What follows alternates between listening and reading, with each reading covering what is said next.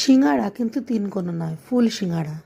2 cup ময়দায় পরিমাণ মতো নুন, কালো জিরে আর জোয়ান, সেই সঙ্গে ঘি দিয়ে ভালোভাবে ঠেসে ঠেসে ময়ান দিয়ে নিয়েছি। ময়ানটা এমনভাবে দিতে হবে হাতের মুঠোর মধ্যে নিয়ে নিলে একদম মুঠো হয়ে যায়, আর ছেড়ে দিলে তা গুঁড়ো হয়ে যায়।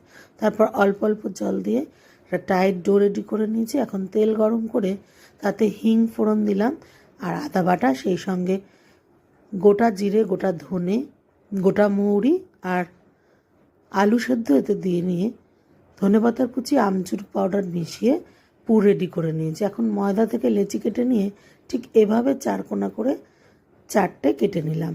তারপর আলুর পুরেতে দিয়ে নিয়ে 4 ধারে ময়দার প্রলেপ লাগিয়ে দিয়েছি আর এখন মুড়ে নেব।